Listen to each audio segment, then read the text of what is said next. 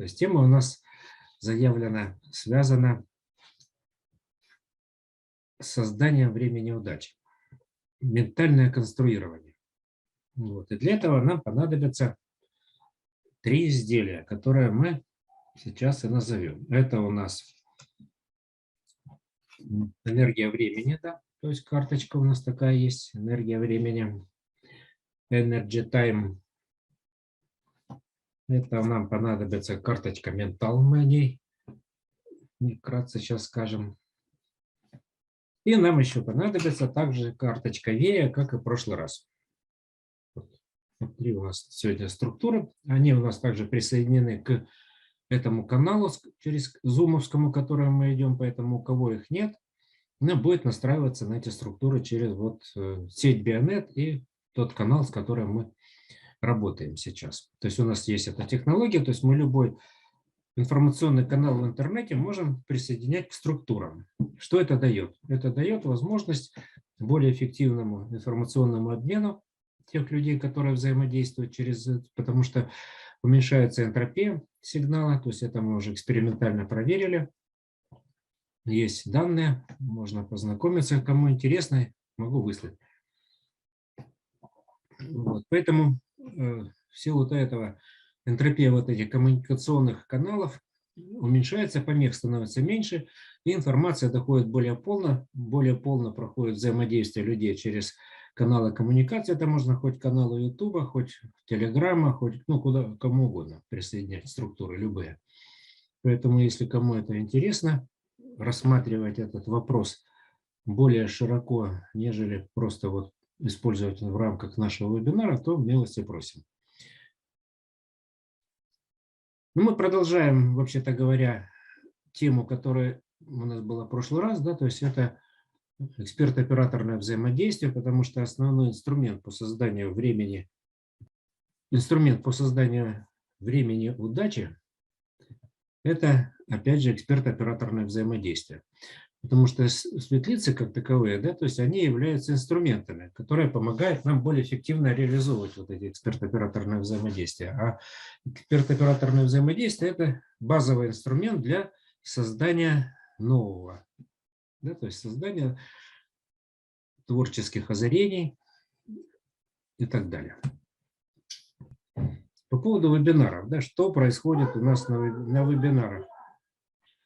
Значит, вебинар – это событие, связанное с 4 действиями, которые происходят во время каждого вебинара. Да, то есть мы о нем говорили, связанное со светом. Да, то есть так как мы организуем здесь, можем только световые взаимодействия, вообще аудиовизуальные, но главный инструмент у нас в эксперт-операторных отношениях – это световые взаимодействия. Потому что помимо того, что мы взаимодействуем через каналы аудио и видео, у нас есть возможность настраиваться и взаимодействовать с помощью светов.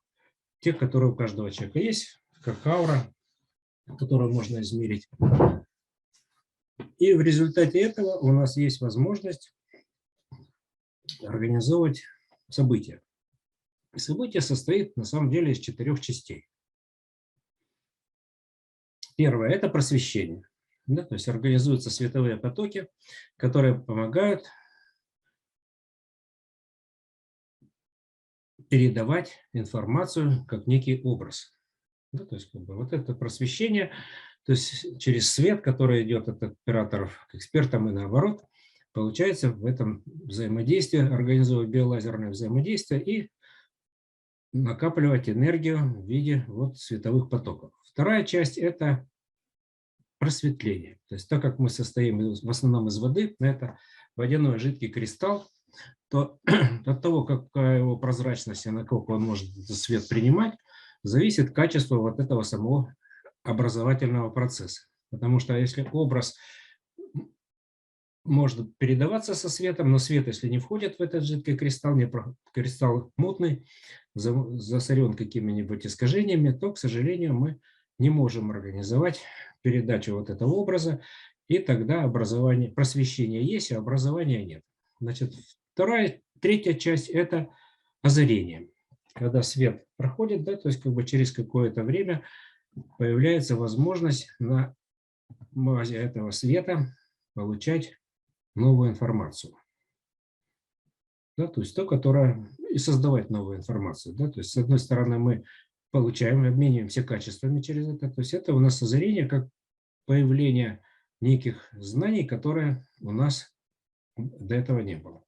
Да, то есть образ прошел, это как некая частичка. Да, то есть как бы, ну и последний процесс, которым обычно завершается этот процесс на вебинаре, это исцеление.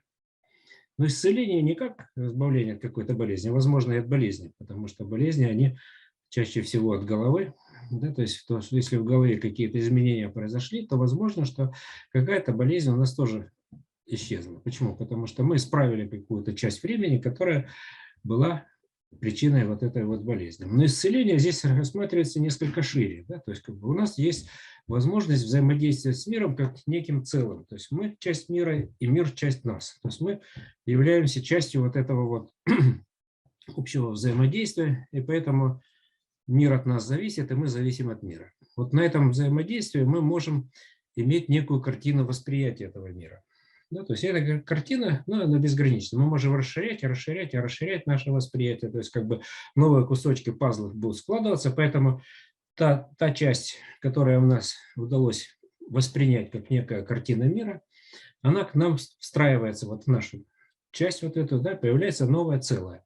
То есть у нас это не было какое-то целое, но без какой-то части. Да? То есть в результате вебинара какой-то образ к нам удалось принять или создать, может быть, в процессе вебинара. Да? То есть разные процессы могут быть. Или транслировать, передать от одного человека к другому, у кого, если они есть в процессе взаимодействия, мы можем на него настроиться.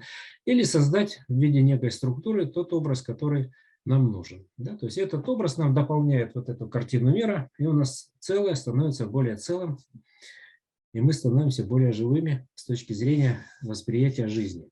У нас мир как бы расширяется в результате взаимодействия, и вот эти 4 процесса мы реализуем. На самом деле эти процессы, они это также части взаимодействия эксперт-оператор, как некие режимы, которые проходят в результате этого взаимодействия. То есть этот процесс эксперт-операторного взаимодействия был как закон открыт Золотовым Борисом Евгеньевичем. Закон трансляции качеств, с одной стороны, он может называться, с другой стороны, закон создания новых качеств. И вот и то как бы в этом законе отражено. Поэтому мы можем посмотреть на этот закон с точки зрения того графика, который так и называется.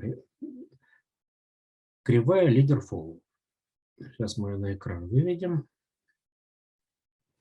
У нас вот такая есть кривая.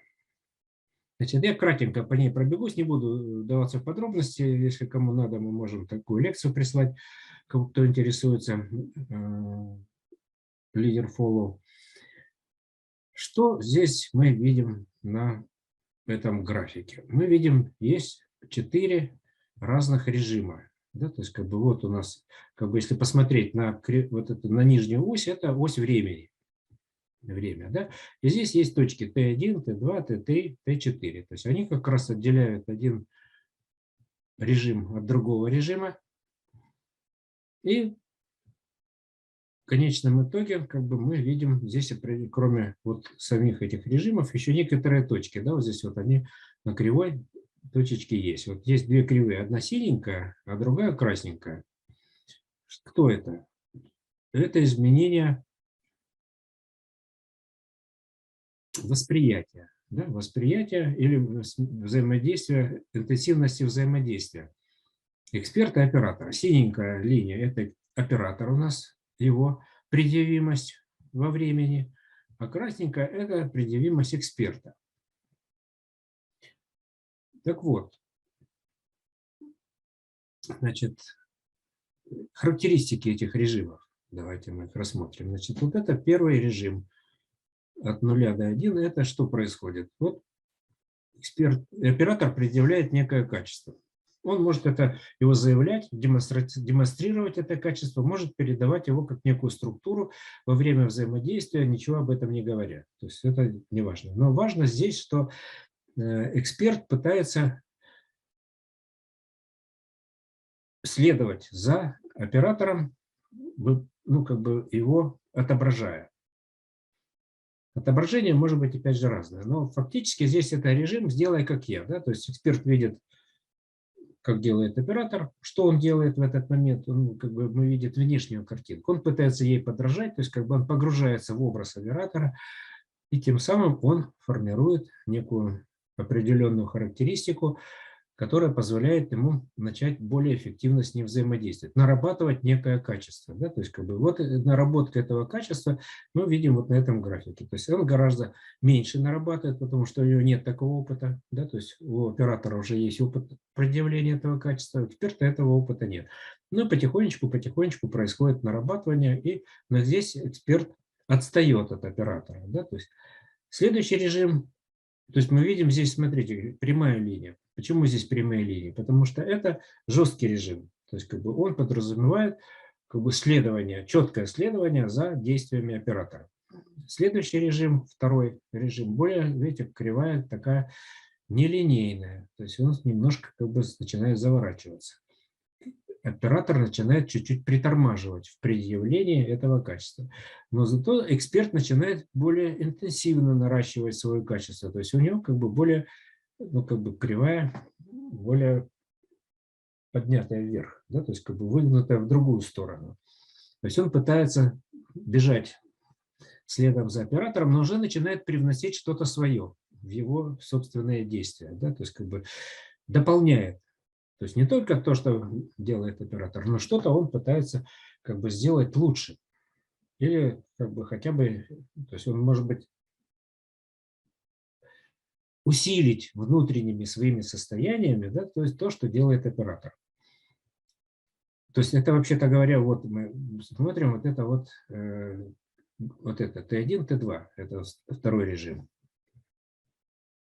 Третий режим у нас опять жесткое взаимодействие, но здесь оно такое очень достаточно сложное. В чем? То есть оператор начинает все меньше и меньше себя предъявлять. Он начинает сбрасывать как бы вот это. Он разгонялся, а потом вдруг начинает оттормаживать.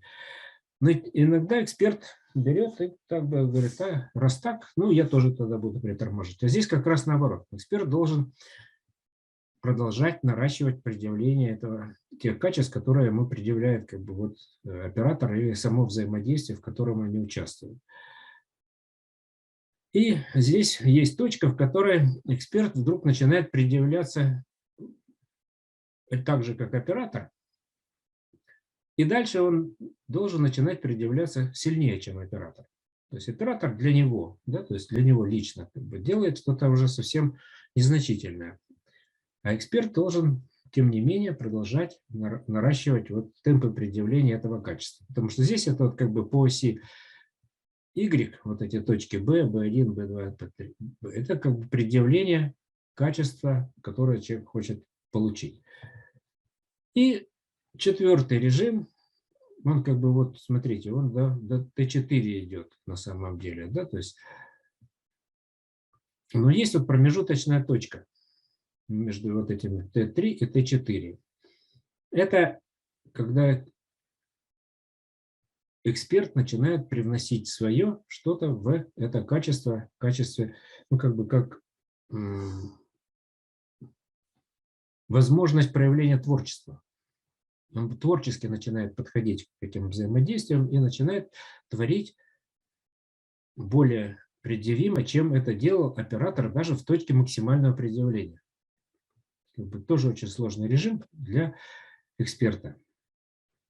И вот в этой точке есть вот точка на пересечении, да, где B4 у нас. В этом моменте есть две возможности. Или эксперт начинает сбрасывать тоже свои качества и выходит на уровень только как бы качества просто передали. Вот здесь, видите, как бы оно выходит на уровень предъявимости качества B3. И на этом как бы, да, он достиг уровня учителя. А есть возможность убежать вот в эту точку, создать новое качество, которого еще не было, начать его здесь предъявлять. Почему есть такая возможность? Да потому что всегда в эксперт-операторных взаимодействиях что-то создается новое, если они правильно организованы, есть возможность это новое начать предъявлять в своих действиях. То есть, потому что это кривая, которая лежит в основе на самом деле всего взаимодействия, всего живого. Все живые объекты взаимодействуют вот по этому принципу. И на этом природа умеет создавать новые виды живых существ, то есть новую жизнь. Поэтому взаимодействие эксперт-оператора это взаимодействие по созданию нового времени жизни. Поэтому или можно просто так же то же самое время воспроизвести. Ну, как бы вот был папа, мама, они взаимодействовали, у них появился ребенок. Ребенок может обладать теми же качествами, что были у папы и мамы. Да? То есть половина качеств от папы, половина от мамы, и все. А может в результате их взаимодействия, да, то есть что-то добавится, и у ребенка может появиться новое качество, которое не было у родителей. И он становится новым носителем этих новых качеств. И в этом плане он уже становится учителем для своих родителей. Но это вот сложно, на самом деле, бывает отношения отцы и дети, когда родители не воспринимают своих детей в качестве учителей. Вот. Это вот как бы вот основные 4 режима.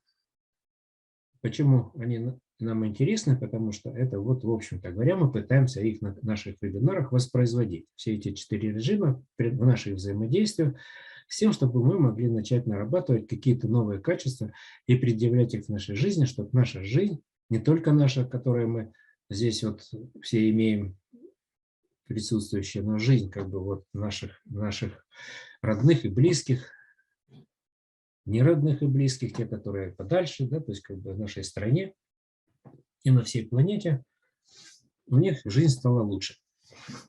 Чтобы то будущее светлое, к которому мы идем, оно становилось все ближе и ближе. И это вполне посильная задача и достаточно интересная, потому что тогда жизнь проходит не зря, и качества, которые мы наработали, они нам могут пригодиться и в следующей жизни, в которую мы когда-нибудь придем. Но вот здесь, посмотрите, есть сбоку у нас еще есть вот 3 графика. Чем они отличаются от графиков, которые вот до этого мы рассмотрели? А здесь, посмотрите, вот эти жесткие режимы, они становятся все менее и менее предъявимы. Да? То есть зона вот этих вот жестких режимов становится меньше и меньше. Почему? Ну, потому что не требуется уже жесткого ведения оператора-эксперта. Эксперт становится достаточно гибок и достаточно эффективен в этом взаимодействии, чтобы самому вкладывать свое творчество и усиливать вот эти вот качества, которые предъявляет оператор, и делать это гораздо все более эффективно. И в конечном итоге, да, мы видим, что вот эти жесткие режимы, первый и третий, их зона уменьшается, уменьшается, уменьшается, и в конечном итоге они стягиваются в точку. И тогда есть два только как бы режима остается, да, то есть как бы творческого взаимодействия. Предъявляется оператор, предъявляется эксперт. Оператор начинает сбрасывать, эксперт уходит на новое качество. Таким образом, скорость процессов возрастает многократно, и много можно наработать в таком взаимодействии, меняясь. Почему? Потому что вот дальше, когда эксперт наработал новое качество, он может предъявлять, становится оператором и становится предъявителем вот этого нового качества. Почему нам это важно? Ну, потому что для того, чтобы мы, когда мы говорим о времени удачи, это время такое, которого еще не было. То есть это что-то такое новенькое, вдруг оно никогда не было, а вдруг оно раз и появилось. Да? Ну, как говорил Черномырдин, никогда такого не было, и вот опять. Так вот, здесь вот нам важно, чтобы мы научились сами вот это время создавать. Не ждать, когда удача к нам придет. Придет, не придет, как бы, а чтобы мы сами творцами стали вот этого вот времени и создавали его для своих дел. Поэтому мы всегда на вебинары пытаемся сформулировать запрос, да, или цели, задачи, которые мы, в общем-то говоря, ставим для себя. Ну и параллельно сформулировать цели, которые мы могли бы поставить как задачи, ну, допустим, общецивилизационные. Потому что всякие кризисы мы видим, там происходят цивилизационные, и они все глубже и глубже, и в науке, и в политике, и в экологии, и где только их нету. Поэтому нам бы так бы пройти как бы вот по грани между этими кризисами, чтобы не завалить систему, в которой мы живем, так как мы полностью от нее зависим, от нашей матушки Земли, от нашей планеты. И нам бы хорошо бы ее сохранить, да, то есть как бы так, чтобы удалось выйти на вот это светлое будущее, не разрушая, да, то есть не революционно, а эволюционно, чтобы мы могли эволюционировать и перейти вот на новое качество, как создание какой-то новой жизни, в которой мы будем жить, наши потомки будут жить, а может и другие цивилизации тоже будут жить в этой жизни, потому что те качества, которые мы можем наработать, возможно, мы можем наработать только мы. Почему? А потому что у нас вот есть такие качества, а у них нет таких качеств. У нас уже такой набор инструментальный существует, а у других как бы цивилизаций, может быть, его еще нет. У них свой набор. Они свое создают, а мы свое как бы. Но потом можно обменяться качествами не только вот между эксперт-оператором, а между цивилизациями, например. Да? То есть, или обратиться к замыслу Творца и посмотреть, что ему, в общем-то говоря, интересно от нас. То есть стать интересным Творцом, то есть стать, значит, Творцам самим. Вот. Поэтому мы рассматриваем наши задачи как некую систему. Да, то есть как бы вот как части некой системы. Поэтому мы опять обращаемся к системному анализу с тем, чтобы мы могли сделать что-нибудь новенькое вот во время наших взаимодействий. И одновременно порешать те задачи, которые у вас есть. Поэтому давайте мы начнем с того, что вы напишите сейчас себе свой запрос. Попробуйте сформулировать. Ну, возьмите и запишите. Ну, чтобы он не просто там как бы у вас в голове был, потому что он иногда бывает нечетко сформулированный запрос, а чтобы вы смогли его сформулировать. Ну, то есть это желание, мечта, фантазия, что угодно. То есть то, что у нас опять же есть 4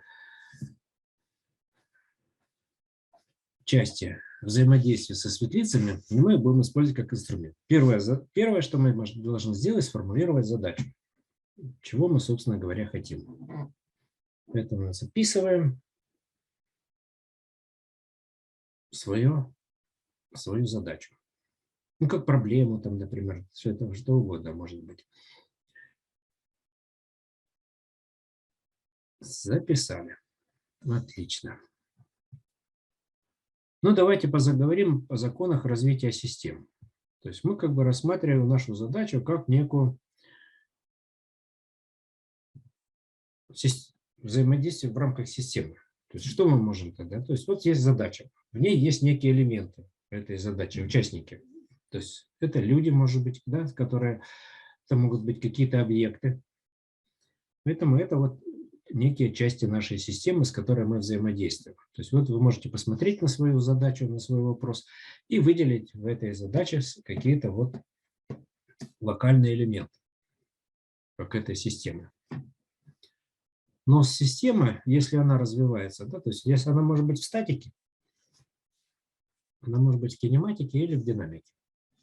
Статика – это, как правило, начало. Вот у нас есть исходное состояние некого вот, некой системы. Мы хотим с ней взаимодействовать и дальше перевести ее в некое движение, да, то есть эволюцию некую сделать, да, то есть и получить в конечном итоге переход в какое-то другое состояние этой системы. Но обычно, когда есть творческий процесс, и мы хотим что-то создать, да, то есть, как правило, этот процесс основан на том, что мы должны что-то привнести в эту систему. То есть какие-то элементы добавить из этого, чтобы система стала у нас более дополнилась какими-то еще частями. Потому что у нас может быть система неполная. То есть мы-то... Почему проблема возникла? Нет полноты. Нет полноты системы, и она поэтому не работает.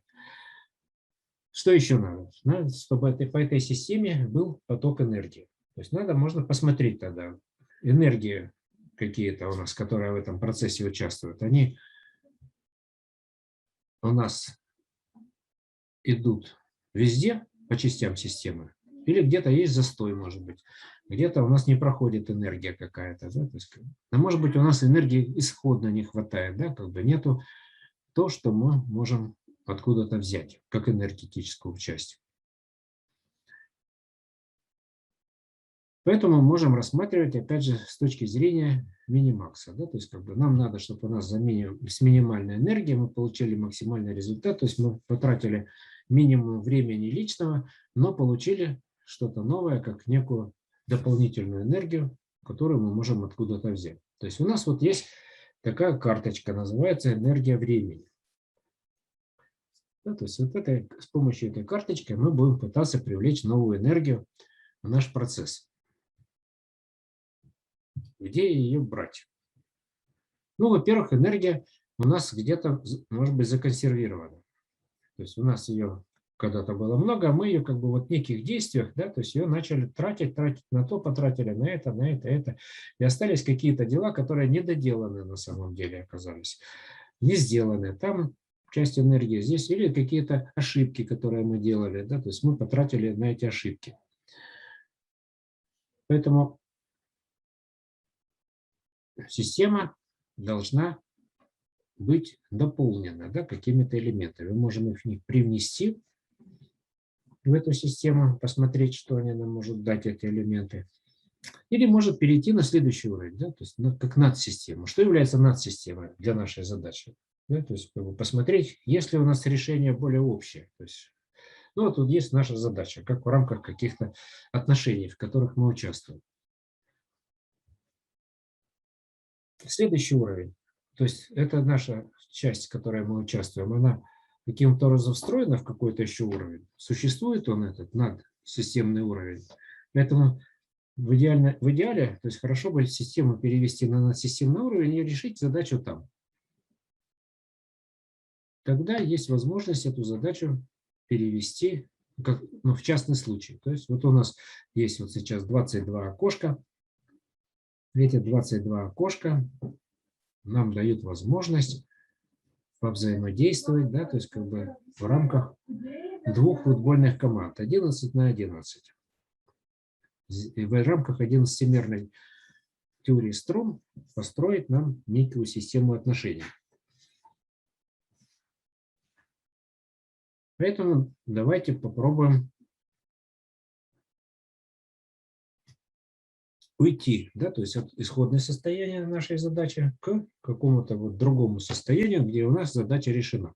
То есть у нас есть уровень, где существует задача, как некое противоречие. Но всегда, если есть проблема, это значит, есть некое противоречие.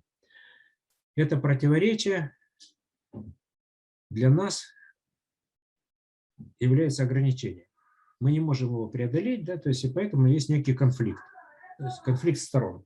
То есть нам надо и вот так, и вот так. И есть как бы одна сторона говорит, что нам вот надо вот так действовать, другая сторона говорит вот так.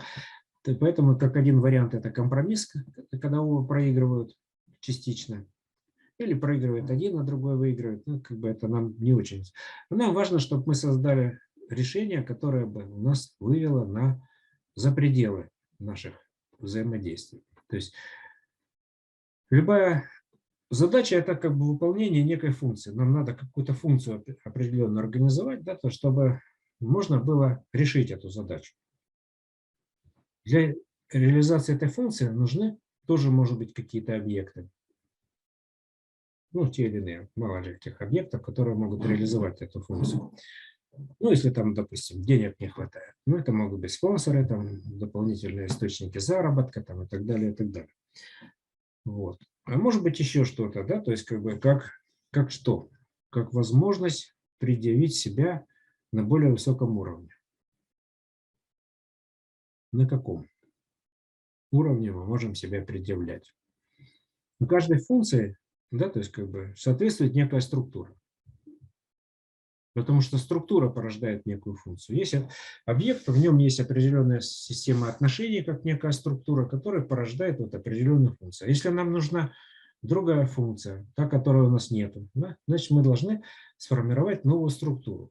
То есть, если мы хотим, чтобы у нас появилось время удачи, да, то есть, то мы должны создать вот это время удачи как некую структуру, которая бы могла у нас предъявиться, и все удачненько, чтобы у нас получилось.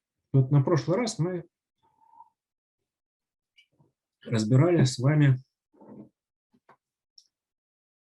работу с карточкой блага.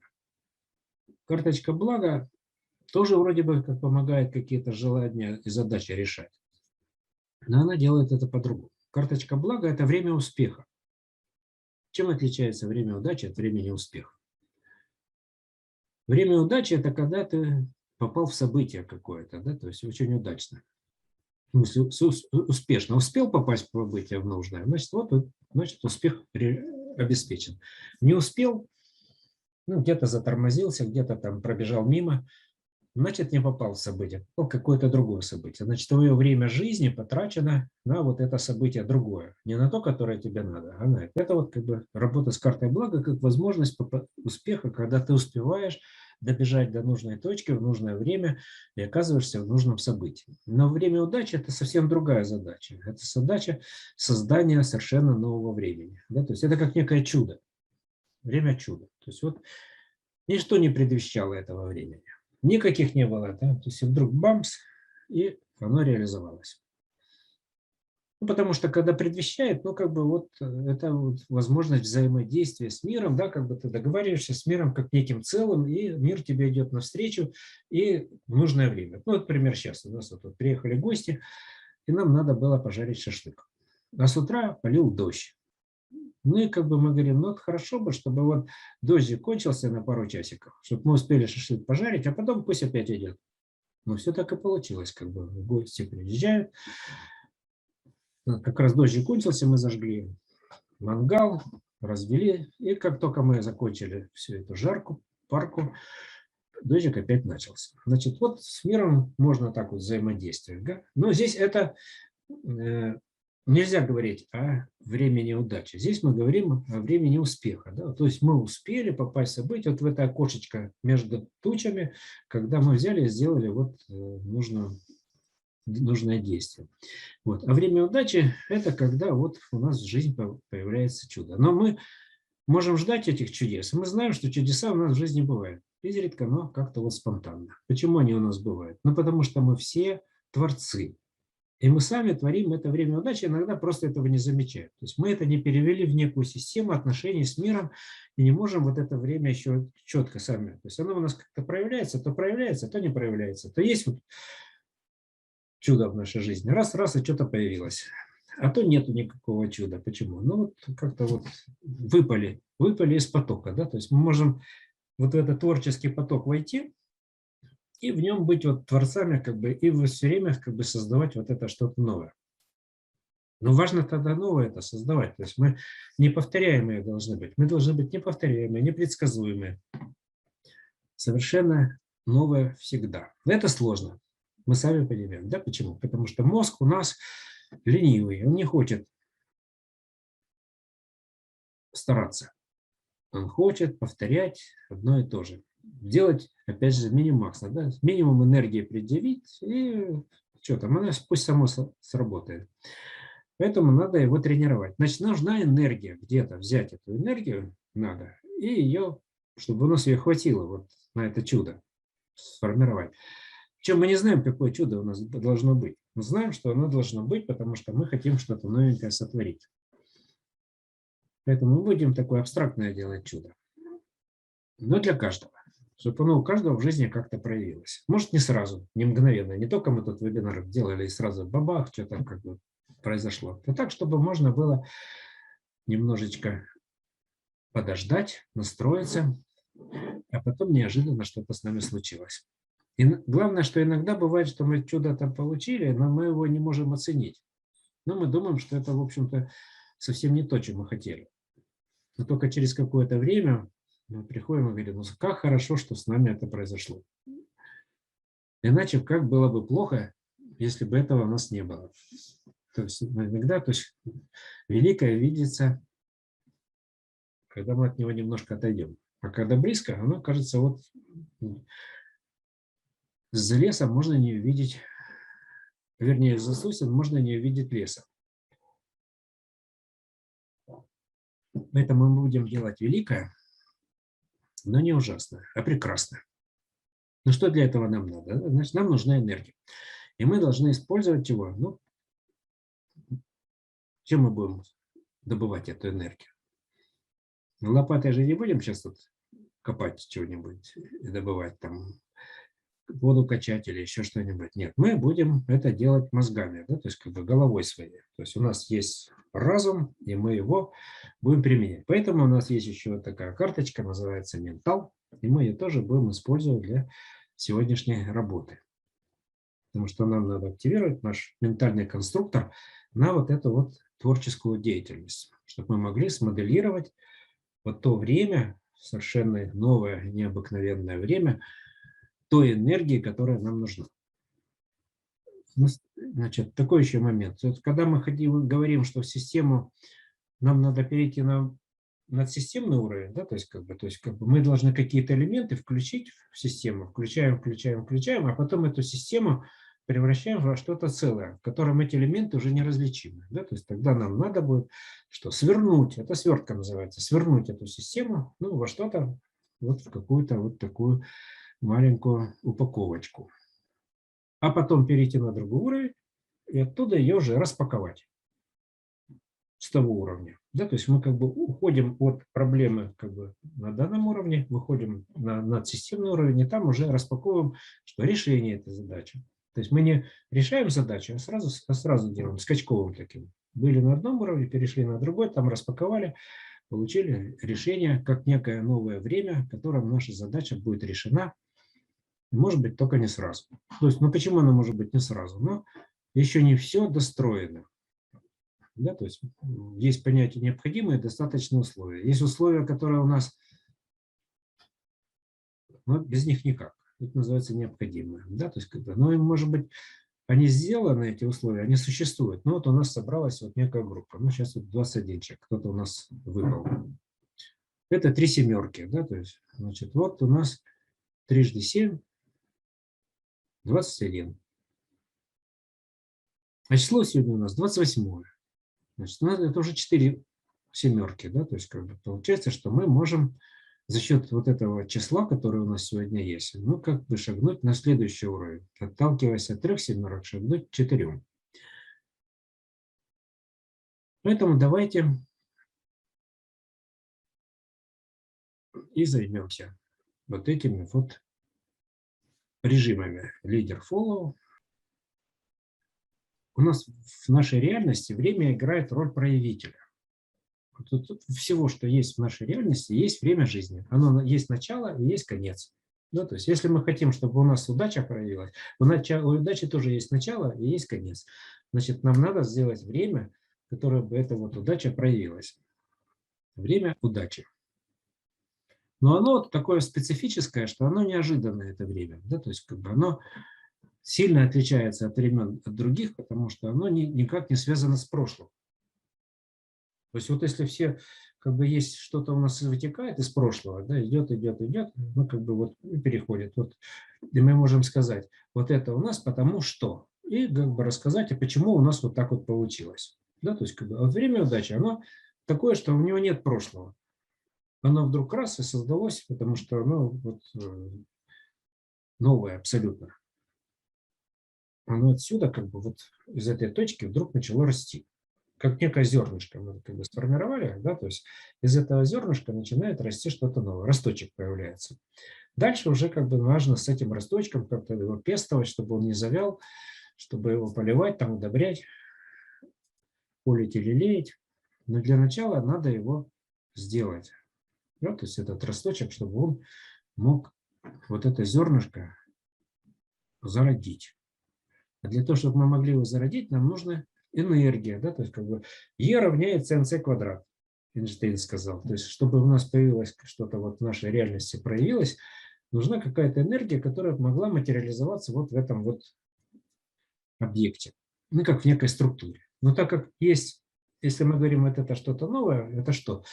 у него уже есть своя структура какая-то на уровне физических структур. Значит, нам вот эту структуру и надо здесь проявить, чтобы она у нас потом дальше могла материализоваться. Но это уже следующий этап.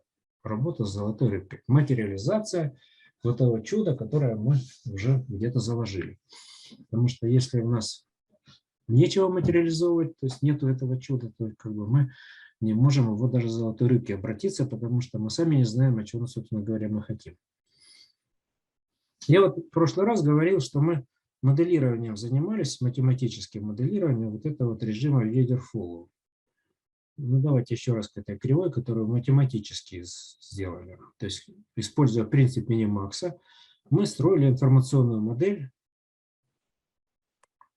Это вот такая у нас вот кривуля, но она из-за чего? У нас, потому что когда мы делали математическую модель, у нас вот появилась такая вот система уравнений. Два уравнения, 1 и 2. Вот. Вот это у нас оператор, его предъявимость, а вот это у нас эксперт, его предъявимость. И когда мы эту модель начали обсчитывать, да, то есть как бы,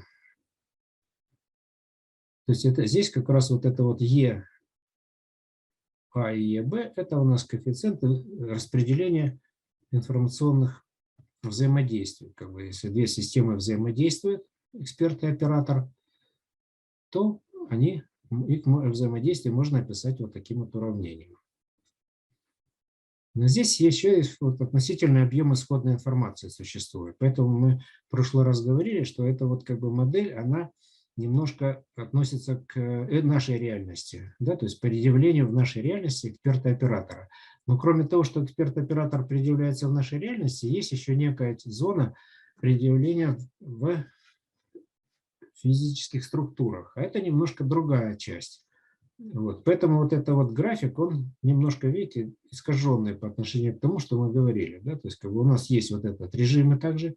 Вот первый режим, вот это у нас второй режим, вот третий режим, вот это четвертый режим появления новых качеств. Но это все предъявление как неких информационных взаимодействий вот в этих вот отношениях. Поэтому мы уходим здесь от этой вот модели и переходим к другой модели взаимодействия структурного уровня. На структурном уровне тоже мы говорим, есть эксперт и оператор уже являются частями неких физических структур. Но физические структуры у нас могут быть разной степени взаимодействия. Да? То есть чем они отличаются? Они отличаются рангами. То есть ранг – это на самом деле мерность этой структуры. Это не мерность с точки зрения координат, да, то есть мерность с точки зрения сложности структуры, которой мы можем взаимодействовать. И мы говорили, что все живое в нашей реальности, оно относится к рангу 7. То есть у нас это заложено в нашем геноме. Но этот ранг, он как-то только такой, может быть, да, то 7 и более. А более, если мы хотим 7 выйти на новую мерность. Если у нас где-то что-то, что мы можем увидеть как предъявление чего-то более многомерного. Можем, оказывается, если мы посмотрим не на геном клеточный, а на геном митохондриальный, потому что в каждом геноме есть еще митохондрии, то есть в каждой клеточке. И поэтому у нас два вида генома. Есть геном основной, да, то есть как бы биологически в каждой клетке, которая в ядре находится. И есть еще геном в каждой митохондрии. Поэтому считается, что митохондрии – это тоже такие маленькие клеточки. А для чего они нужны? Они нужны, чтобы обеспечивать нас энергией. Поэтому если мы хотим, чтобы у нас было много энергии, нам надо обеспечивать себя этой энергией. Но получается, что тогда человек не может жить без этих митохондрий. Если накапливаются искажения в этом митохондриальном ДНК, то вот мы как раз и оказываемся заложниками вот этих митохондрий. А митохондрии у нас передаются только по материнской линии. Если у нас клеточная ДНК, да, то есть мы как бы имеем папу, маму и соединение двух клеток, то митохондриальная ДНК, она как бы идет вот по материнской линии, все, и туда ничего не привносится. Папа не может туда ничего привнести, митохондриальная ДНК, потому что оно только от мамы. И в этом проблема какая? Потому что если мы говорим об энергообеспечении клеток, получается, что мы завязаны на вот этот митохондриальный геном, который у нас фактически не развивается. Он нам как бы останавливает нашу как бы эволюцию, он сам по мерности выше, и нам как ограничитель такой ставится. Поэтому, говорит, вот никуда не денешься, а энергию так брать где-то надо, где брать? Только в митохондрии. Как бы, да? То есть хотелось бы, чтобы сама клетка могла вырабатывать эту энергию. Значит, что надо? Значит, нам надо повысить мерность генома клеточного. Да? То есть с тем, чтобы мы могли выйти на другой уровень отношений, да? То есть и создать условия для того, чтобы у нас в нашей клетке она могла сама получать энергию напрямую, минуя митохондрии. Откуда она может тогда брать? Ну, не обязательно тогда из еды, да, то есть как бы вот откуда-то из другой мерности, то есть это уже мерность, лежащая за пределами нашей реальности, может быть, да, то есть мы можем, допустим, черпать тогда энергию из какой-то другой реальности, но напрямую, как бы ее принимать на во все клетки, накачивать наши клеточки энергией, минуя вот эту вот как бы пищевую цепочку. А пищевая цепочка тогда нам нужна только для чего? Для того, чтобы мы могли ее использовать для ощущения вкуса жизни, для адаптации к окружающему миру, чтобы мы могли с ним взаимодействовать по-разному. Да? Мы вводим часть этого мира в себя и тем самым настраиваем свой организм на этот мир. Но не для того, чтобы обеспечивать энергией. А так мы, получается, очень сильно зависимы от вот этой пищевой цепочки, хотя мы можем быть и всеядные. Можем съесть кого угодно, и некоторые люди это очень хорошо предъявляют. Они едят своих близких, родных и неродных, ну, в переносном смысле. Говорят, вот пришел человек в коллектив, его взяли и съели. И он оттуда вынужден был уволиться. Поэтому, чтобы мы не ели других людей, да, то есть у нас не должно быть вот этого вот страха, что нам чего-то может не хватать. Мы же творцы, мы можем все, что угодно сделать для себя сами. Да, то есть создать новую реальность, создать. То есть, потому что когда говорят, что у нас есть ограничения вот во времени, да, то есть мы говорим, предполагается, что вот мы не можем сделать то, почему? Потому что вот у нас вот история такая. Вот мы отсюда отталкиваемся, вот мы шли вот по такой вот траектории, да, идем, и вот мы сюда пришли, потому что мы отсюда вышли, да, вот из этой точки мы вышли, и теперь мы вот сюда можем только прийти. А если мы хотим куда-то в другую точку прийти, ну, нам надо было где-то вот в прошлом что-то поменять. А раз мы не поменяли что-то в прошлом, ну, то и все, значит, уже вот и не пришли туда, куда нам надо. Поэтому, если мы хотим менять что-то в прошлом, надо отвязаться, вернее, как бы в настоящем что-то поменять и быть независимым от прошлого. У нас же время удачи, оно не зависит от прошлого. Значит, нам надо отцепиться вот от тех потерь энергии, которые у нас были в прошлом. Для начала.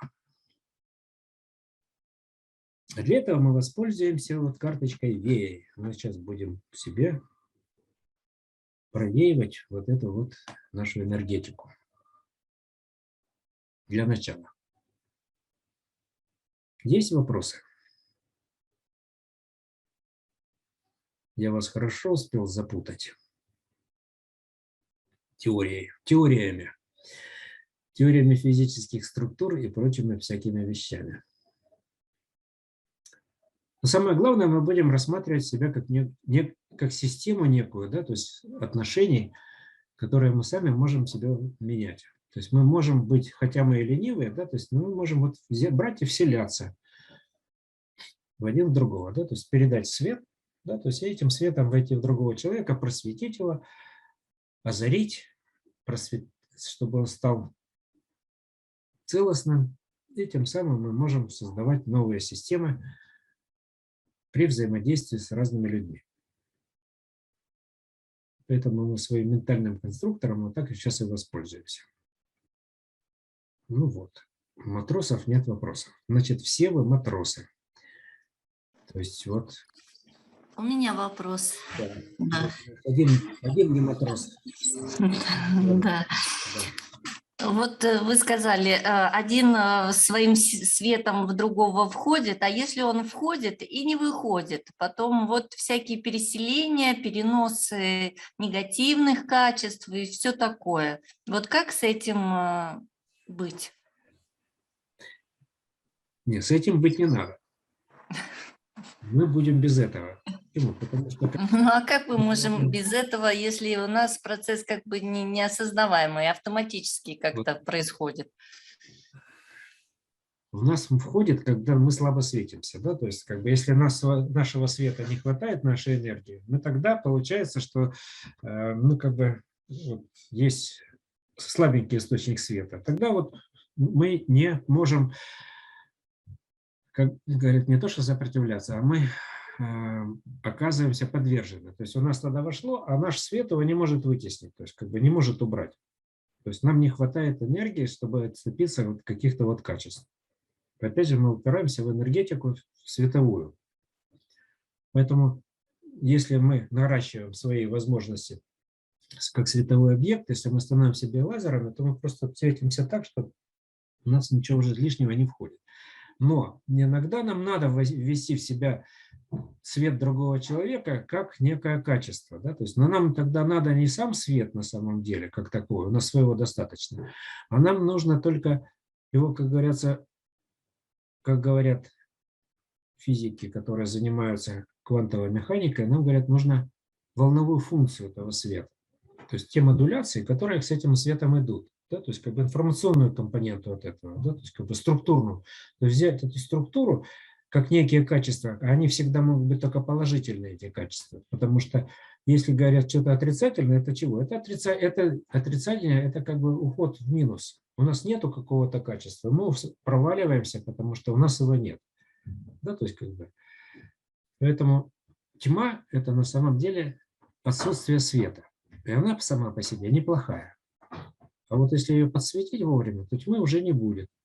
Поэтому задача, которую мы говорим о взаимодействии световом, лежит в другой плоскости. Не в страхе, что от меня сейчас что-то войдет, а я потом с этим не буду знать, что делать.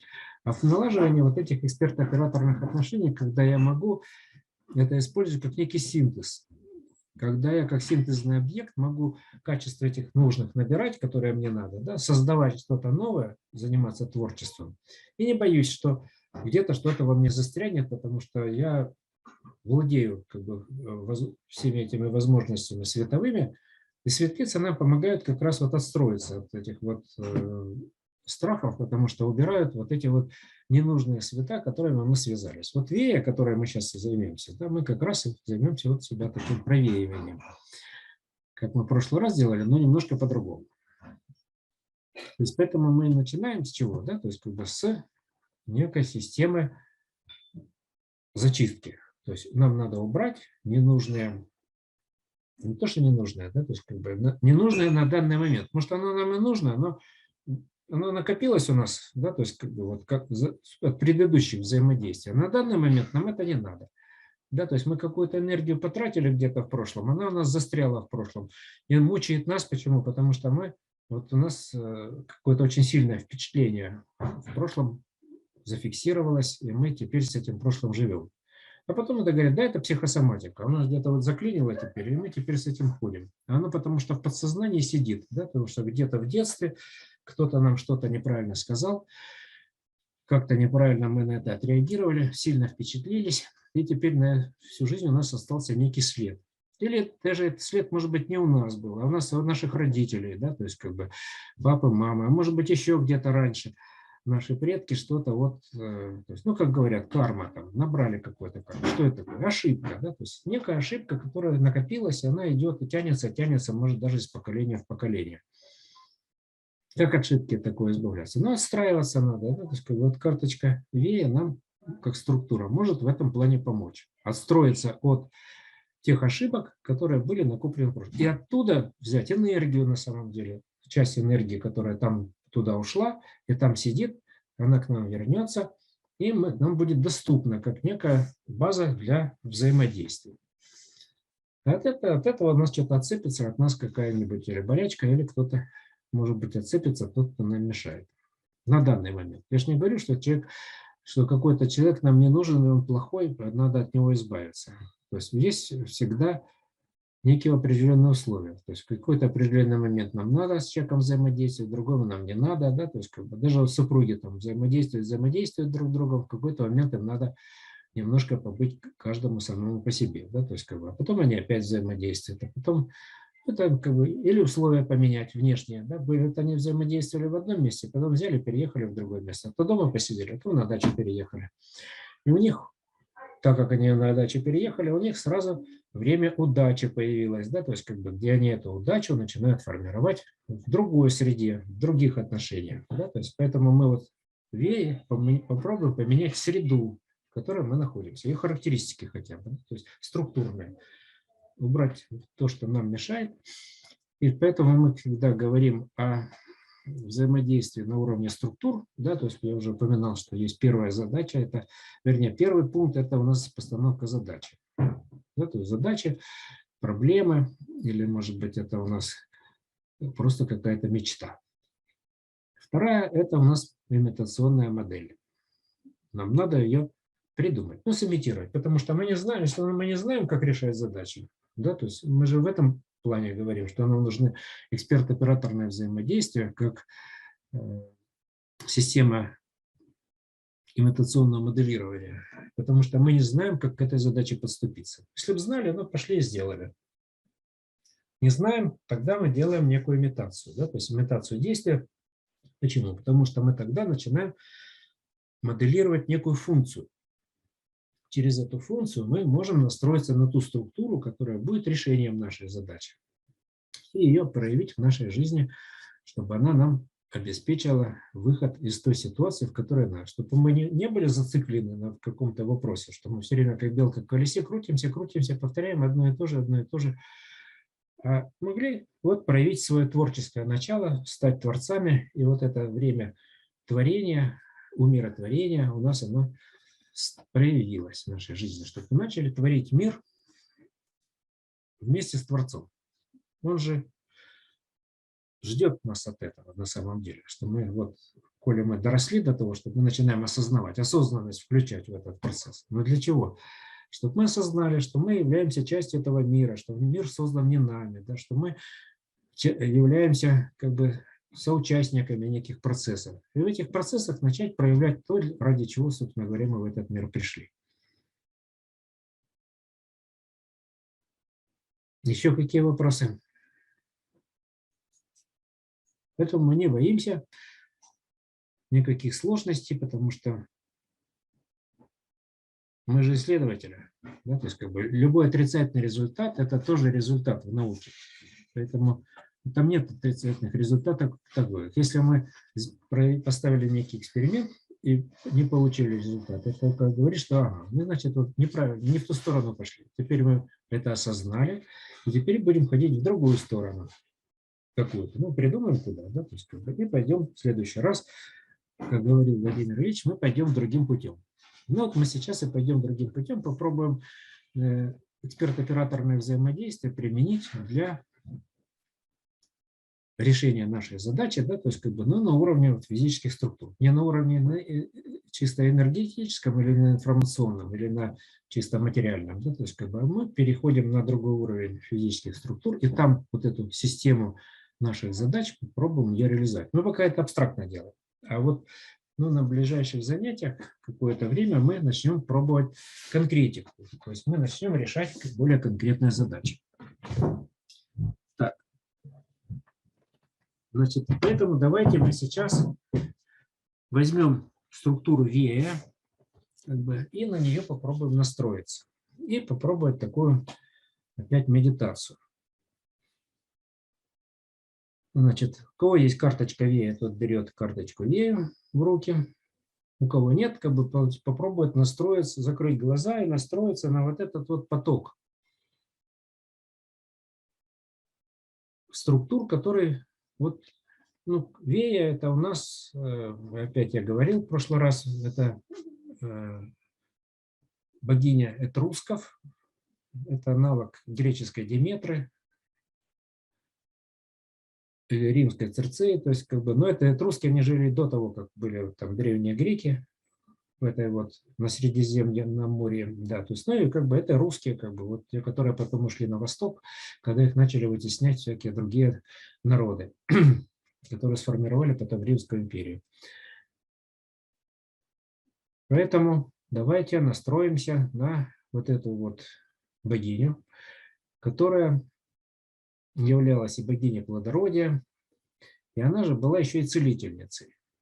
То есть к ней обращались, когда надо было что-то исцелить. Поэтому мы делаем что? Свое собственное исцеление, как бы восстанавливаем свою целостность через вот взаимодействие с этой вот структурой. Ну, так как она вея, то будем веять, да, то есть, ну, каким образом будем провеять? То есть она формирует некий поток, да, то есть, ну, воздушный, еще какой-нибудь. Мы в этом потоке сейчас находимся. Мы начинаем пробовать ощутить этот поток. Через нас он проходит и вот уносит какие-то наши ненужные дела. Но, может быть, его не хватает, да, то есть, как бы, что тогда мы? Ну, давайте другую немножко усилим эту модель. Представим, что у нас есть вот наши предки, да, то есть, которые тоже поучаствовали в накоплении наших ошибок. Почему? Ну, они нам убеждения какие-то передали. Вот у них были сформированы убеждения, и они нас убедили в то же, что это так. А раз это убеждение, это некие ограничители, которые к нам пришли через воспитание, да, взаимодействие вот с миром наших пап, мам, бабушек, дедушек. Так как они родом из детства, то это детство к нам, за нами тянется в виде каких-то вот таких проблем застарелых, которые когда-то были сформированы даже, может быть, не нами. Поэтому мы вот эти предки представим, что они пришли к нам толпой и хотят нам помочь. И даже хотят нас на руках поносить. Говорит, как здорово, что вот у нас есть такой потомок. Давайте мы будем на руках ее или его носить. И не просто носить, а будем его отбрасывать и ловить. И вот мы чувствуем, как нас держат эти руки, да, то есть вот наши родные, все собрались предки, как бы говорят, вот молодец, наконец-то мы можем его на руках поносить. И вот они носят, как бы, и мы так лежим расслабленно, вот, но эти родные руки нас держат, поддерживают, не дают нам упасть. И начинает нас раскачивать, да, подбрасывать, как бы, вот. Подбрасывают вверх, как бы вот, когда мы простыню выхлопываем, да, вот как бы берем и такой хлоп, и вот так руками, и они нас так вот подбросили. И вот когда они нас подбрасывают, в этот момент у нас вот этот поток, который идет от вея, он начинает более эффективно нас растряхивать. И каждое подбрасывание как бы с нас снимает какую-то шелуху, которая вот тянется из прошлого. И они вот помогают нам вот этих вот всяких неправильных установок, неправильных затрат энергии, где мы там ее не туда потратили, как бы избавляться. И мы вот начинаем вот в это как бы порхать. Вверх подбросили нас, и мы так немножко даже зависаем, как бы пробуем нас. Раз подбросили, и мы так раз и стараемся зависнуть в этом состоянии. Но, тем не менее, пока опускаемся на руки. Опять нас подбросили вверх, и мы опять взлетели, уже повыше. И опять начинаем опускаться. Но нам не дают упасть. Опять любящие руки нас хватают, подбрасывают, и опять вверх. Летим, мол, повыше, пари. И опять опускаемся. Но уже медленнее, медленно.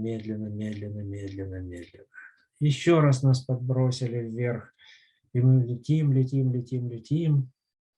И опять начинаем потихонечку, медленно. И в этот момент нашего полета мы чувствуем, как этот поток, который идет от веи, он нас начинает структурировать и вытряхивать. Вытряхивается из нас всякий мусор, всякого пыль, всякие обиды, наши всякие агрессии, наши неправильные действия, где-то мы что-то кому-то не так сделали, человек на нас обиделся, а мы не знаем даже, что он на нас обиделся. Или мы на кого-то обиделись, а человек и не знает, что мы на него обиделись.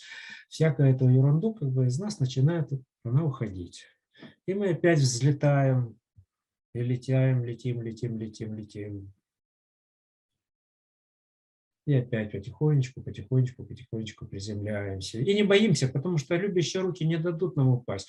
Наши все предки за нами, они нас поддерживают, они нас любят и не дают оступиться. Если мы что-то будем делать не так, они за шпарник нас возьмут, вытащат и говорят: стоять, вперед, давай, мы в тебя верим.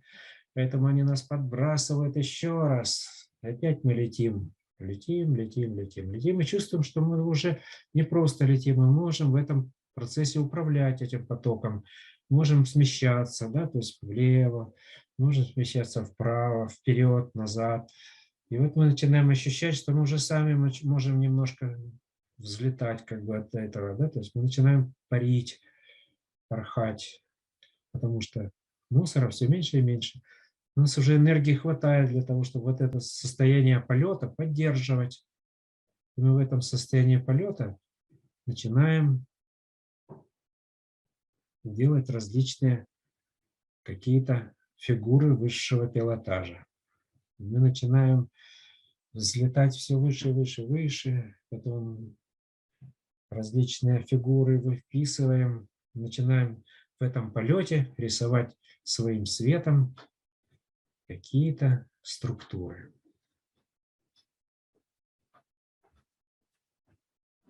И чувствуем, как энергия, которая к нам освобождается из прошлого, она начинает нас заполнять. Она заполняет нас, каждую клеточку, каждый орган. Каждый орган начинает наполняться. Наполняться этой энергией, вычищаться, он становится более полным, наполненным, полноценным. Каждая клеточка начинает наполняться этой энергией. Потому что мы отцепились от каких-то затратных наших состояний, и теперь эту энергию можем использовать для себя, для того, чтобы наполнить свое тело, свою душу, свой разум. Мы чувствуем, как эта энергия начинает проникать во все молекулы нашего тела.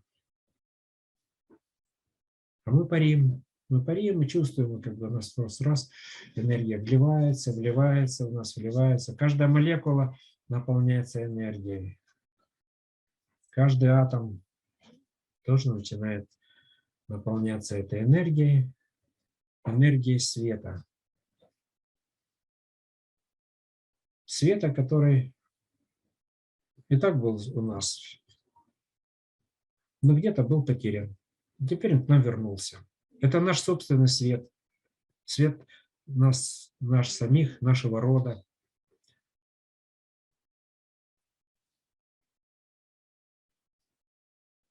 И вот такие наполненные, парящие мы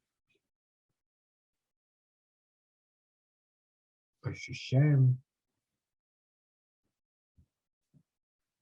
этот поток, в котором мы парим. Ну вот, давайте на этом нашу медитацию с Веей пока закончим. Глазки откроем. Но стараемся сохранить вот это состояние взаимодействия с этой структурой. Хорошо. Так. Теперь берем карточку ментал и прикладываем ее к голове, к лобной чакре. Или настраиваемся. Да? У нас как бы есть поток ментальной энергии, которым мы сейчас будем взаимодействовать. Очень интересная комбинация эврики и ментала. Я как-то тут пробовал, думаю, как интересно они когда вместе взаимодействуют. Оказалось, что взаимодействие как бы усиливается, когда начинаешь взаимодействовать эврикой и менталом. Мозги прочищаются, и как бы становится так достаточно четко, ясно какие-то вопросы, которые почему-то раньше не доходили. Ну вот, поэтому мы сейчас будем использовать ментальную энергию для того, чтобы мы могли сформировать свертку нашей проблемы. Поэтому настраиваемся на этот поток ментальной энергии. Мозги у нас становятся более чистыми, прозрачными. Наш ментальный конструктор включился в работу. Поэтому мы берем вот ту нашу задачу, которая у нас есть, и пытаемся ее представить в виде ряда цифр. Берем ручку, бумажку и сворачиваем. Делаем свертку. То есть делаем числовой код для нашей задачи. Ну, то есть задачу все сформулировали для себя. Вот. Поэтому мы сейчас попробуем написать 9 цифр. От 0 до 9. Да? То есть у нас 10 всего. Ну, как бы вот есть 0, 1, 2, 3, 4, 5, 6, 7, 8, 9. Да? То есть, а циферок нам надо написать 9.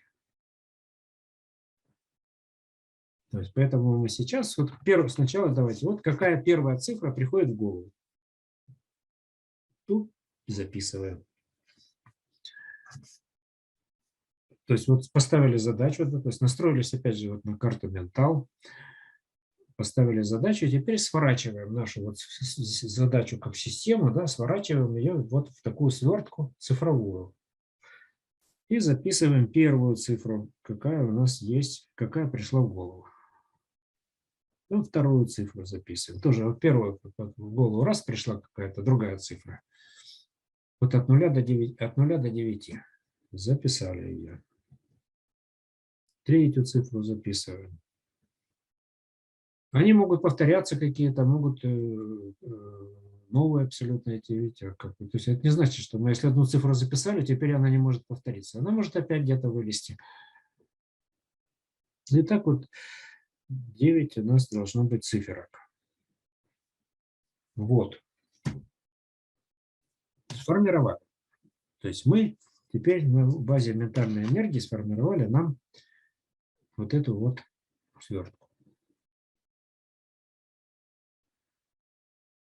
А теперь этот листочек берем, отрываем этот код. Это код нашей задачи, код нашей проблемы. Ну, на бумажке, да, то есть надо взять и вот кусочек с этим нашим кодом оторвать.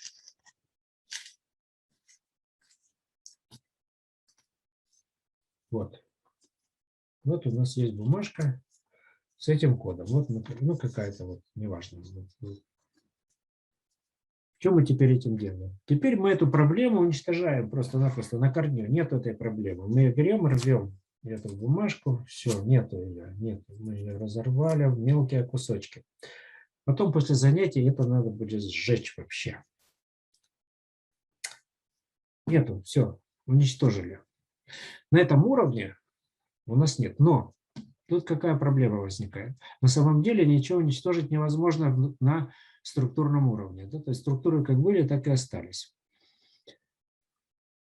Поэтому нам надо шагнуть дальше. Да? Как бы вот это мы сформировали как бы свертку, вот у нас есть система. Мы ее свернули вот в рамках этого. Да? Теперь нам надо уйти на надсистему, на другой уровень. И для этого мы сейчас попробуем сделать опять 7 пар. Нам надо. Получится у нас сегодня делать 7 пар. Ну, давайте попробуем. Вот у нас как бы сейчас, если у нас получится, правда? Так, что мы сейчас будем делать? Значит, мы сейчас будем взаимодействовать, как бы парное взаимодействие у нас будет. У нас есть пара, паранормальное явление нам надо. Да? То есть как бы мы сейчас будем пробовать выйти на другой уровень надсистемных связей. Ну, для этого надо будет что сделать? Как бы, поэтому надо будет подвигаться. То есть мы будем отображать сами собой вот эту вот нашу... нет, вот что мы сейчас сначала сделаем. Мы сейчас сделаем, пойдем по порядку. Значит, раз мы говорим об эксперт-операторных взаимодействиях, тогда мы сейчас сделаем разминку. Значит, вот я сейчас буду двигаться, а вы будете повторять за мной движение. То есть это у нас вот первый режим лидер-фоллоу. Все. Мы с этого и начнем. Так. Тогда я сейчас включу музыку. Значит, так как для меня будет видно только до пояса, да, то есть поэтому двигаю, вы повторяете, как бы старайтесь наиболее точно повторить мои движения с одной стороны, а с другой стороны вы повторяете это, как бы еще и тело, и душа, разум тут движется, да, то есть вы не только как бы чисто тело двигаетесь, а вы пытаетесь эмоционально усилить, да, то есть какие-то ассоциации возникают, вы эти ассоциации проявляете в своем движении, то есть вы как бы стараетесь, ну, как бы сначала просто повторяем, так, делай с нами, делай как я, делай лучше нас. То есть мы пытаемся сейчас смоделировать эксперт-операторными взаимодействиями первый режим лидер фоллоу. Тогда давайте продолжим как бы наше движение. Но теперь мы будем двигаться по парам. Да, то есть вот я назвал там, когда пару называл, кто-то у нас, кто был, как бы в прошлый раз мы говорили тогда, то есть в таком же режиме.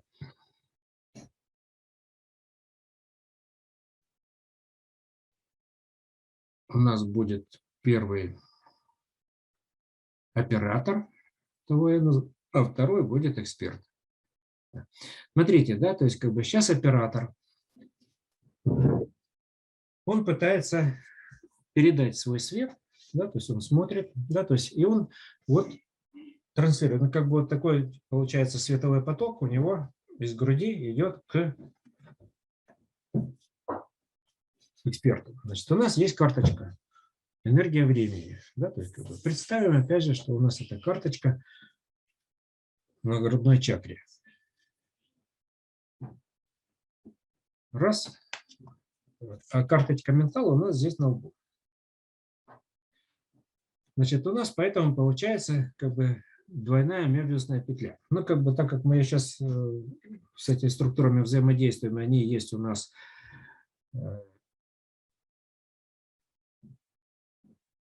подключенные к нашему каналу, да, то есть поэтому мы можем просто на них настроиться, да, то есть как бы ощутить. Вот давайте сейчас попробуем почувствовать, что у нас есть вот в районе сердечной чакры вот этот вот канал энергии времени, который энергию на самом деле нам закачивает не здесь, не из этой реальности, как бы, а из другой. Из мира структур, как бы, вот мы можем просто, у нас как бы такое есть, и у каждого как бы, существует такой канальчик, в который сейчас в тебя вливается некий поток энергии, который находится даже не в нашей реальности. Да? А вот в районе лобной у нас как бы структура ментал, которая нам с этой энергией начинает ее модулировать. Да, то есть модулировать и создает нам вот эту структуру, которая нам позволяет решать нашу задачу. Да, то есть как бы это у каждого. У нас получается, что когда эксперт и оператор взаимодействуют, между ними есть еще два дополнительных канала. Через энергию времени и через вот эту структуру ментал. И оба мебиусные, потому что у них как бы структуры переворачиваются и замыкаются. Да, как бы здесь. Получается два таких мебиусных кольца. Один по времени, а другой по ментальному конструктору. И вот эти два мебиусных кольца, через них идет взаимодействие. Значит, что делают эксперты? Да? То есть эксперты сейчас становятся и начинают двигаться, да? То есть как бы отображая вот этот ментальный конструктор, через вот эту энергию времени, через вот эту вот структуру мебиусных петель. Получается у нас 7 таких вот 7 на 7 это уже 49. И еще у нас еще 49. Получается у нас сколько? 98 мебиусных петель. Плюс я как бы, то есть со своей стороны еще создаю парочку дополнительных, да, или вернее еще одну. У нас получается 99. 9 на 9. То есть 9 на 9 это тот порядок структуры, на который нам надо сейчас выйти, для того, чтобы мы могли вот эту энергию все-таки начать с ней взаимодействовать. Потому что она вот в наших митохондриях, она у нас как бы имеет структуру больше 9, не менее 9. Ну, как бы вот исследования показали, что это у нас такой порядок, такая мерность как бы этих структур. Поэтому вот эту девятку мы сейчас вот так вот и формируем. Ну, на лоб ее сейчас не обязательно лепить, она будет мешать. Но если есть сюда, если она вам не мешает, то пусть там и будет. Хорошо, Андрей. Отлично. Да, замечательно. Так. Главное, что если она там отцепилась и отвалилась, то вы не кидаетесь ее поднимать, а оно как продолжаете действовать. Да? То есть, смотрите, операторы, не надо сильно махать руками. То есть вы как бы просто стоите и как бы гоните этот поток через сердечную чакру. Те, кто операторы сказали, да, то есть как бы, а эксперты, они начинают двигаться в этом потоке, они начинают его ощущать и предъявлять как бы, вот эту свою задачу как бы на уровне надсистемы. Вот. Значит, эксперты у нас двигаются в соответствии с ощущениями, то, что они не танцуют, как бы вот это вот, как бы вы попробуйте ощутить. То есть вы не начинаете двигаться, пока вы не почувствуете, что некий поток начал вас вести, да, то есть и вы как бы вот являетесь вот такой вот движущейся картиной световой, которая в этом потоке отображается в результате вот такого взаимодействия. Как бы это непростая задача, поэтому не просто музыка заиграла, а я начал как-то двигаться. То есть как бы мы здесь пытаемся найти новые движения, те, которые никогда вы еще раньше не делали. Да? То есть они вдруг начнут проявляться, может быть, не сразу, может быть, не все время, но какие-то моменты вы вот пытаетесь ощутить вот эти вот взаимодействия. Ну хорошо, давайте сейчас запустим следующую мелодию. Так, спасибо. Теперь меняемся, да, то есть эксперты становятся операторами, операторы становятся экспертами.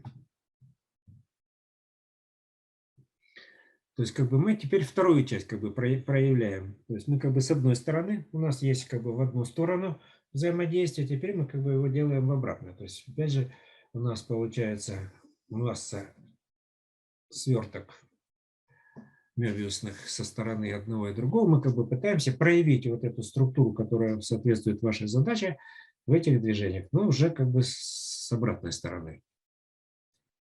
Так, ну давайте следующую мелодию запустим. Хорошо. Так, теперь мы еще поменяем режим. Значит, теперь опять берем ручку и выписываем новый числовой код. То есть опять какие цифры в голову приходят, то и пишем. Это как бы мы вот делаем свертку, но уже новой вашей задачи. Сейчас мы ее отобразили в движении, а теперь давайте ее запишем. То есть выписываем новый числовой код для решения. То была задача, а теперь оно... Ну или там, где ее, может быть, уже и нету, потому что она, может, существует на основе неправильного представления нашей каких-то, да, то есть как бы теперь эти представления могут измениться в результате нашего взаимодействия, и мы теперь пытаемся эту задачу выписать. Теперь пишем новые числовые коды. То есть 9 циферок опять записали. 1, 2, 3, 4, 5, 6, 7, 8, 9. Получили еще вот у нас код решения вашей задачи. Его можно еще свернуть, взять, например, все суммы сложить и получить еще какое-то число. Но это не важно, это уже не обязательно. Вот, то есть у нас есть теперь вот некая свертка нового вашего решения, как некой структуры, которая теперь соответствует. Ну, давайте вот опять какой вернемся. Значит, у каждого есть 9 чисел кода. Да, то есть как бы нам надо как раз получить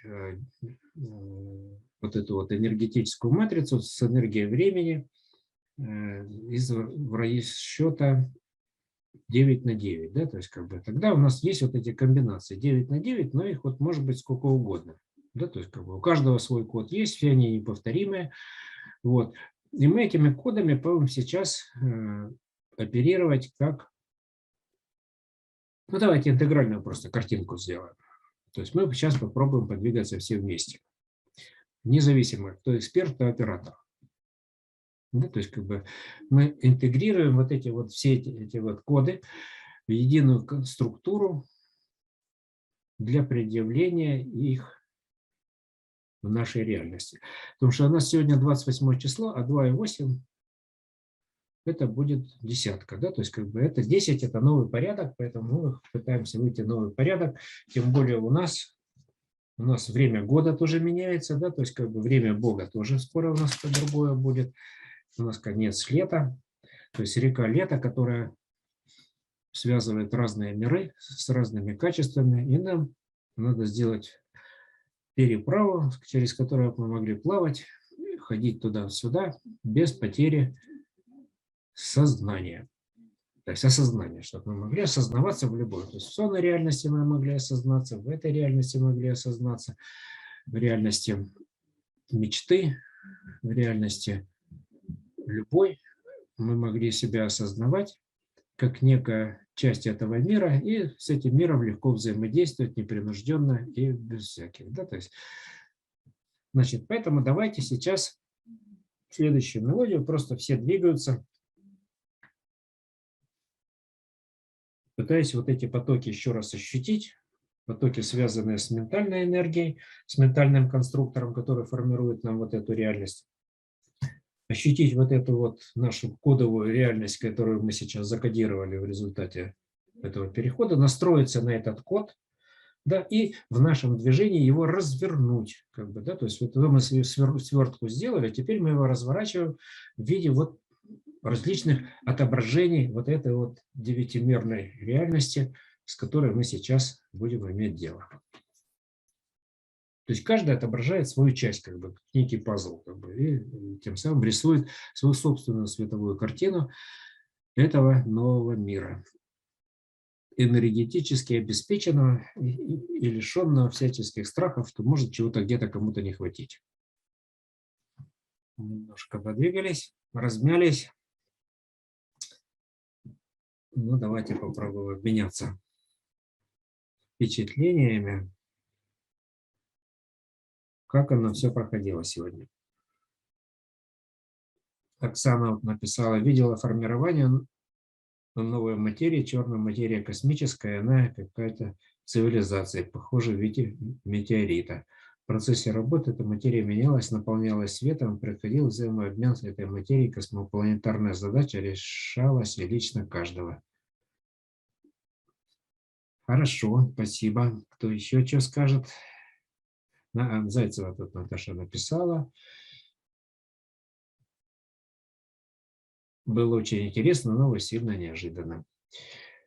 Сергей Соколов. У меня цифр сложился на цифры 5. Вот 5 оценка выше в учебных заведениях. Это ощущение успеха, успешности. Хорошо. Спасибо.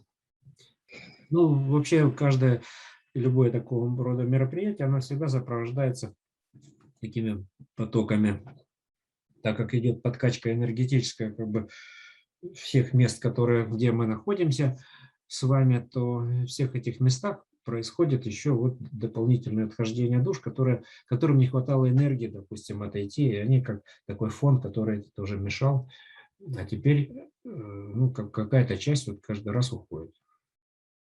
Большое спасибо. Пою песенку.